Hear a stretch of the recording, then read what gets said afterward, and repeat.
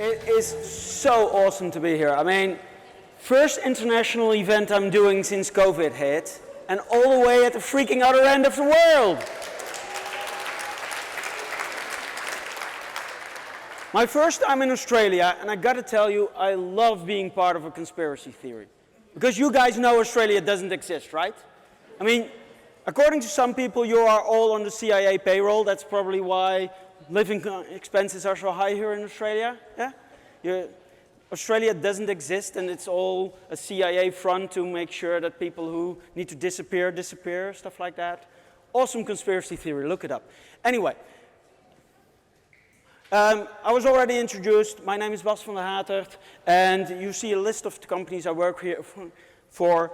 The reason I put them on there is because if I'm talking about case studies on them, you know why I'm sharing information they probably don't want to get out there, so you know how I got it. That's all. So I just want to start with, where are we now when it comes to selection? Well, in Germany, we are at a point where Sandra Bauer gets 18.5% callbacks, and Meimen Öztürk with a headscarf gets 4.2% with the exact same resume. And this is Germany, which actually ranks lowest in the world ranking of all labor market discriminating countries. Yes, lowest. The Dutch, by the way, rank second highest. The Swedes rank the Dutch rank third highest, the Swedes rank second highest, and only France is worse. Interestingly enough, America is one of the best when it comes to not discriminating on the labor market. Probably because they are talking so much about discriminating on the labor market that they actually fixed some of it. And we in the Netherlands ignore that it exists, which I'll be coming back to later. The thing, America, and I know this is a difficult to read chart, but basically this is your grade for early careers compared to the number of callbacks you get from men versus women. So what you see is that for men, it pretty much doesn't matter if you're a C+ or an A+ student. It increases a little bit. For women, if you're a C+ student, you get very little callbacks. Then B and B+, you get more. And if you're an A+ student, all of a sudden it drops below C+. Because we just don't like smart women. We say we do, but let's be honest, a smart woman must be a bitch, right? At least that's the perception we all have. And the thing here is, it gets even worse if her major is in math. Yes. So whenever people tell me, and I used to work at a technical university for a couple of months, and everybody was like, yeah, there are just not enough qualified women to become full professors at math, at all the technical sciences. I'm like, yeah, that's because we basically ignored their application when they wanted to be a PhD. We only get the B+, not the A+. Of course they're not going to go. We ignore the best talent because we have preconceptions that we just don't like smart women. And this is another Netherlands, same resume. Mohammed get 9% callbacks. Mark get 29% callbacks with the same resume. Interestingly enough, this research wasn't done to look at discrimination. It was done to look at how much does your criminal record matter. Turned out, Mark with a criminal record had more chance than Mohammed without. Yeah. I can tell you, Mohammed with a criminal record had 0 chance, of course, because that was just confirming the bias we already had.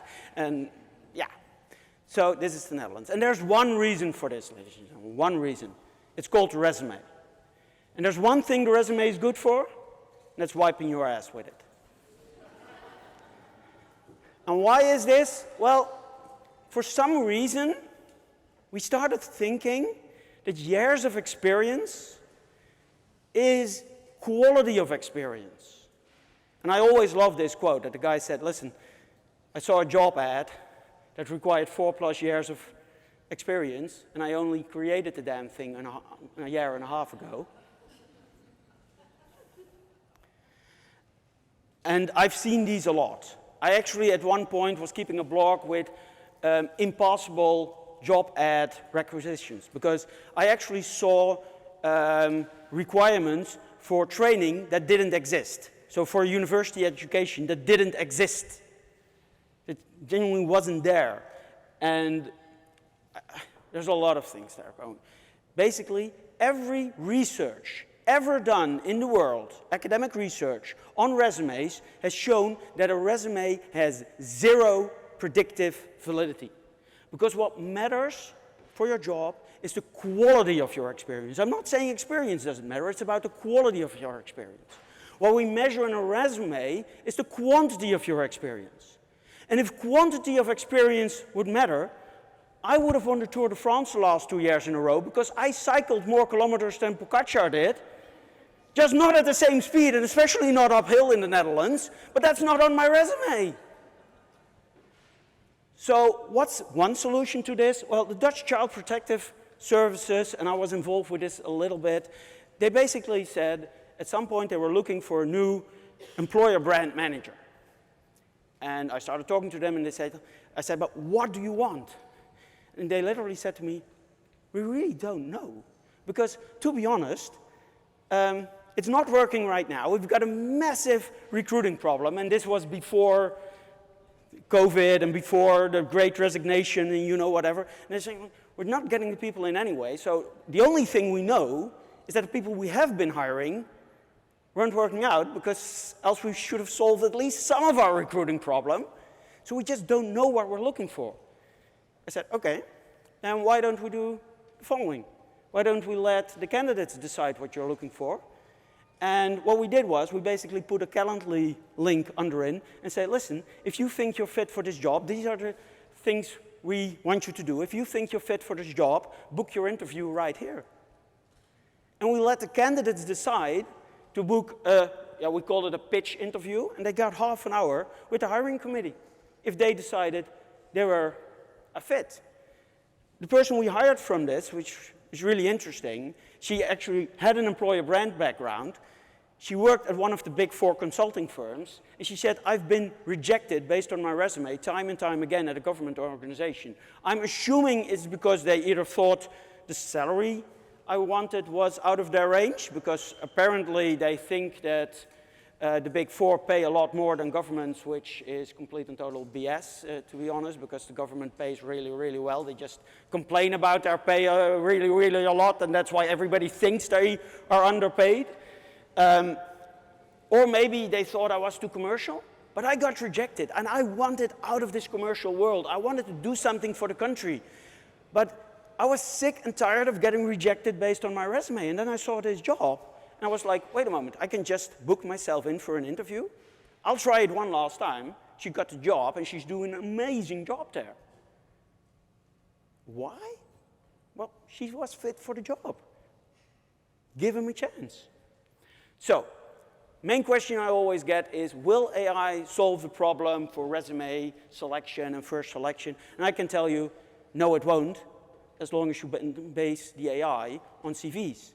Like I said, a CV has no predictable data. The reason Amazon's algorithm went rogue was not because it was looking for women, it was looking in documents where there just wasn't anything there, so it just went with the only bias which Amazon had been having. We like men better than women, because there are more male developers, and they basically took how much money do you make, and developers make more money.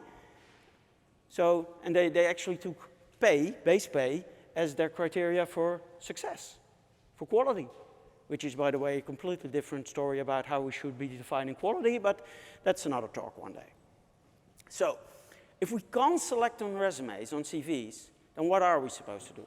Well, there are several good data points, and I'm going to share a lot of case studies over the next 20 minutes with you on organizations that are doing it differently, using assessment games, actually normal game-based data, and of course work sample data. So let's start with the Dutch Ministry of Foreign Affairs. This is an ongoing project where I'm involved in, and what we've done is that everybody who applies, yes, we still need a resume, because else we need to change the entire recruitment process for the entire Dutch central government. Sorry, I'm probably retired by the time we got that done, so I don't have 40 years to change the entire process. What we said is we're going to give everybody who applies a test. We're just automatically saying, congratulations on applying, we like your CV, not even having looked at it. Here is your assessment. And what we're doing is we're putting the assessment data next to the CV when we're talking to hiring managers. And all of a sudden, we have a CV with data, but we also have an assessment with our actual strengths and weaknesses. Now, you know what the awesome thing about this is? All of a sudden, the recruiters are having conversations with the hiring managers. What skills do you need in your team? Because we can measure skills. So you might have something we see often is a hiring manager who's high on analytical skills. And his entire team, for some reason, is high on analytical skills. Probably because he has them and he might like them, you know? And then now we are able to have conversations with this hiring manager. Do you need more analytical skills? Or is the policy you produce actually really good? Just can't you get it sold internally? You might need a connector. You might need somebody with more social skills. And so when the resumes come in and the applicants come in, we put the skill profiles next to them and say, okay, but when we started this, you said we need more social skilled people. So let's invite a few people which you might not have considered in the first place. They're as good on the entire process. They're just better on this part of the job. And they have a little less social, analytical skills. But hey, you've got enough of those in your team.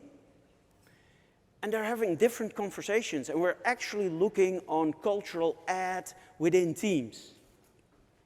So because we can measure it, we're now having conversations on what do you actually need? What is actually better in your team?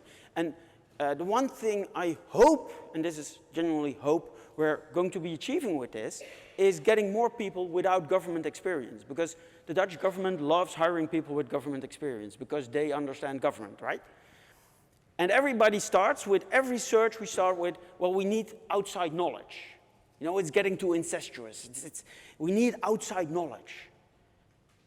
And every time they end up hiring somebody with government knowledge because at least they know, you know, the political sensitivities, et cetera, like there's not a reason they're leaving the other department because they might have not understood political sensitivities, you know, stuff like that. And what happens here is that now, because we can actually measure your sensitivity, your social skills, your political and your organizational sensitivity skills, the danger of hiring somebody from outside of the government disappears because the test told me he or she could have done it. And never forget, selection is risk-averse business. You don't want to be blamed as a hiring manager. And that's why you always take the safe route. You always go for somebody who had experience at a big and well-known company, because that's safe. And then you can say, yeah, well, Amazon hired him, or I don't know, ANZ, or you name a big company here. They hired him, so they must be good, right? As if nobody ever screwed up over there. Another amazing case story actually comes from the UK. Grant Thornton in the UK, about 14 years ago, changed their entire intern and graduate recruitment system by completely abolishing all diploma demands. They're not asking for your graduation anymore. They're not looking for A levels, nothing of a kind. They said, listen, if you finished high school, that's the demand. We don't care if you went to Eton or any other posh high school, private school. If you finish it, you can do a few tests here. We've got, and they call it aptitude testing, and they have a verbal reasoning in there and a numerical reasoning. You know what? Even your math grade doesn't mean that you can calculate or not. Because if you have like a very low math grade, it could also mean you're juggling 2 jobs as a 16-year-old to support your family. Or that you have an abusive stepfather who you're trying to avoid every night instead of learning. And what they found was they opened this enormous talent pool. And right now everybody's complaining about there's not enough talent. Screw you, there's enough talent. You just don't know where to find it. You're just looking for the wrong talent. And they've actually proven And they hired, and this is an old case study, but they've been looking at the data for ages, and that's why I love this so much. They managed to hire a lot of people from what they call diverse backgrounds, or as their head of recruitment once told me, from neighborhoods our partners did not dare park their BMW, was her description. And what happened there was that this group, which would have never, ever got a chance based on their CV, based on their education, has now been working there for a long time. They've done the graduate program, they've done the internship, they got their diplomas, they are now part-time or full-time accountants or assistant accountants. What turns out to be the case? They stay longer and they have more billable hours. In other words, they're the most productive workers Grant Thornton has. They're the most profitable people, so-called diversity hires. The most profitable people. Let me repeat it again, so-called diversity hires. Because they were looking at actual talent and giving talent a chance. And the other benefit they apparently found was that there's an enormous bunch of business done in those communities, and they now actually all of a sudden have a completely new clientele who also has a color. Whoa, imagine those people being entrepreneurs as well and needing an accountant. So it's the most profitable thing they ever did, trying to get more diversity hires in there. There is no gap between diversity and quality. If you improve the quality of hire, you will improve your diversity of hire. And let's go on to a few other case stories. Anybody know this bridge? Who made you are actually born here? Rotterdam, yeah. This is basically the only famous building we have in the Netherlands, ladies and gentlemen. This tells you something about, Sydney Harbour Bridge or the Erasmusbrug,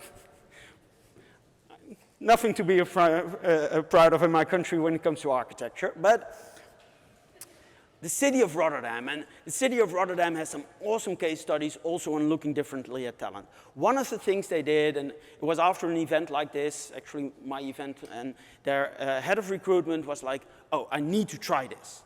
Now, how the hell am I gonna convince a hiring manager to try a test like this instead of a resume? And then he was like, wait a moment, I'm a hiring manager, I hire recruiters. So the first test case they did was with a recruiter, because it was quite easy convincing himself to try something new in recruitment, right? What happened here was basically they said, okay, we're going to interview 5 candidates. They had about 20, 25 applicants. They had their resumes and they had their test data. They set up a test like, what do we expect from a recruiter? What kind of qualities do they have? And it was a theoretical exercise like, what do you need? I know one of the things, for example, you have in their company like 7 different hiring managers, so you need to be able to switch quickly between tasks because about every half hour you will be annoyed by one hiring manager asking you why he doesn't have his candidates yet, right? Quick switching was one of them. So what happened here was they had, because it's a pilot project and it's a government project, so you need to be actually doing a pilot like you should be doing a pilot, they had 2 selection committees. One was only looking at the resumes and one was looking at the test scores. And they said, we're going to invite 5 people. Now, about 3 people were on both lists, so all 3 of them were invited. And then came the most interesting part, and that's why I love talking about this case study. The only person who had 100% test score had the most crap resume you've ever seen. He had been a front desk worker and he had one internship as a recruiter somewhere and that was it. And then they had one resume and they literally said, we should be proud that this guy is applying at us. My God, look at that resume. Why does he even want to work for us? And he had the lowest test score of all the applicants. So, some debate, they said, let's invite both of them because who knows, the test can be wrong. Well, the guy with the amazing resume, at the end of the interview stage, everybody was saying, like, how the hell did he get this resume? Basically, his answer to every question about how would you go about recruiting this type of person, he was like, yeah, you hire an agency for that. Now that's your job, you know. This guy was good at hiring great agencies, just not at his job as a recruiter. And the guy with the perfect test score and no resume, he got the job.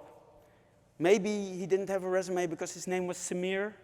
I don't know, could have been that nobody wanted to ever give him a chance. He's been there now for 3 years, and like I said, it's a former client of mine. Everybody says it's probably the best hire we've ever done. And the fun fact next to this is that right now they are, every hiring manager he works with, he tells the story like, yeah, without the test, I wouldn't have been hired. And every hiring manager is like, but you're the best damn recruiter I've had working for me in ages. Do those tests work for me? So all of a sudden they're actually applying these tests to all kinds of jobs because they're like, oh, apparently we have been missing a lot of talent just looking at resumes. And I need to hurry up, I see, because time is flying. But another amazing case study they're doing right now, they are looking for social workers, and they've been questioning, is a degree in social work the most important thing to be a good social worker? Or if you need to fix something in a certain neighborhood, in a certain borough, is actually coming from that neighborhood or borough an more important quality? So what they're doing now is they're saying, everybody can apply, period, to a traineeship. Everybody can apply to a social working traineeship. And we give them a work sample test, a case study. How would you solve this specific problem? And what we judge on is it something which is at all realistic? I mean, if you want to spend $500,000, not realistic. And is it something we could afford about ourselves? Because if it is, you're not adding enough. If it's something way out there which we doubt will work, but we never considered, you're probably going to get the traineeship. And 80 to 90% of the people doing that traineeship end up getting a full-time job. And they're basically solving their own problem because social workers are one of the hardest jobs, people to hire in the Netherlands for the past decade. And they're basically solving their own problem by just looking for people who have the skills to be a good social worker and saying, listen, here's a 6-month training program. And 80% of them succeed. So, another case study, this is the city of Roosendaal. This is the central station of Roosendaal. This is probably the most beautiful building, so you know about something about this. It's a city you really don't want to be found. You know, there is absolutely nothing there. The city of Roosendaal, it's in the west of Brabant. I'm from the province of Brabant, but from the east. And what they did at some point, they were looking for a very specific job as well. It's basically the digital archive employee. And there were a few of them in the Netherlands, and basically all of them are now above 60. Because those people once got the job, nobody left the job, and nobody got in, and there's not really an education or training for it. So whenever somebody retired, at some point they were asking like, okay, now we can replace this person with somebody with experience from another local government, but that means that person is retiring in another 3 to 5 years because we know because they're all men, he will be above 60. So they basically build a test. What qualities do we need? They use a different tool than Rotterdam. They build a test. What qualities do we need? And simply said, we're going to invite the 5 people who have the skills. And let's be honest, if you've got 5 people in this job, all above 60, they're pretty experienced. They've been doing the job for the past 40 years. They can coach and train somebody to be good at that job, on the job. And they now hired a 24-year-old woman, of which everybody's saying, what a fresh of breath air. And she's actually bringing new ideas. And wow, did you guys know there's such a thing as TikTok? Maybe we need our archive on TikTok as well. You know, such a breath of fresh air. And she gets it. Yeah, of course she gets it. We tested if she had the right knowledge. We tested if she, or not the knowledge, but the skills.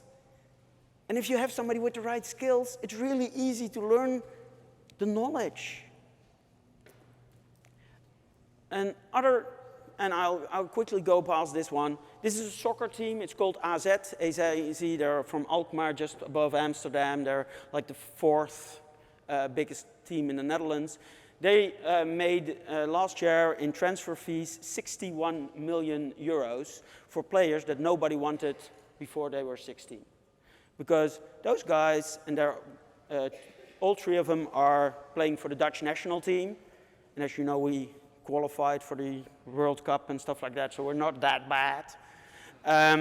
All three are playing irregularly, I'll admit, for the Dutch national team. They're internationals. And nobody thought these guys were talented because they were yay high. Right now they're yay high, but they started growing really, really late. And it turns out, in sports, but also in education, we tend to give most affection and the most training and the best training to the people who are the biggest and the strongest and the biggest loudmouths. It actually turns out that the ones who grow the latest have most effect on training because your brain actually develops best between the moment you hit puberty and the moment you start growing. So basically what we're doing in society, but in sports in general, or in sports specifically, we're throwing away the best talent for the ones who are matured the first.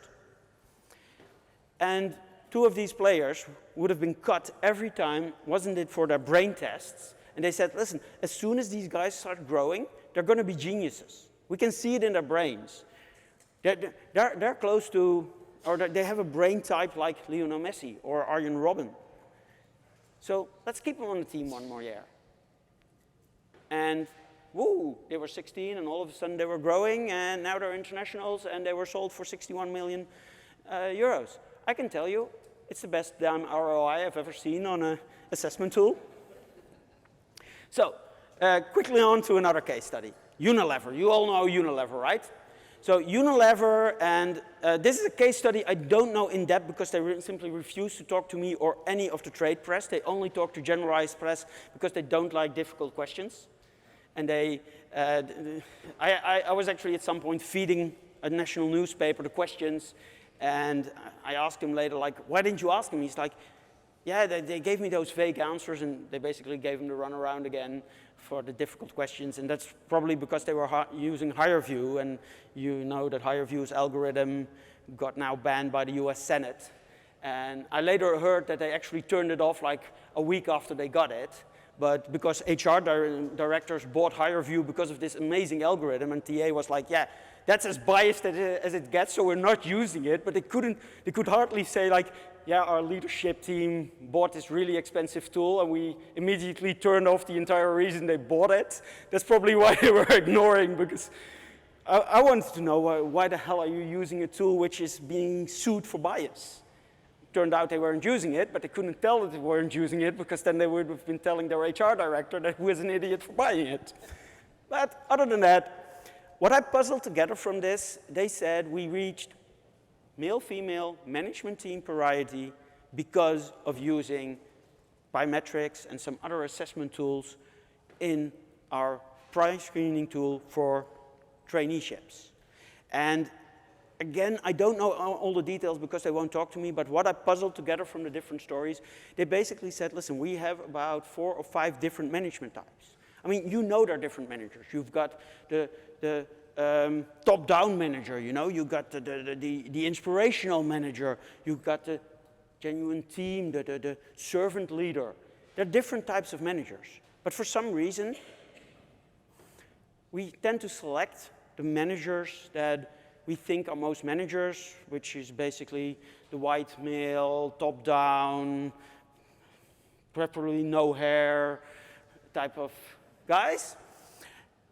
And now that the Unilever started actually testing it, all of a sudden, it turns out, leadership qualities, women have them too.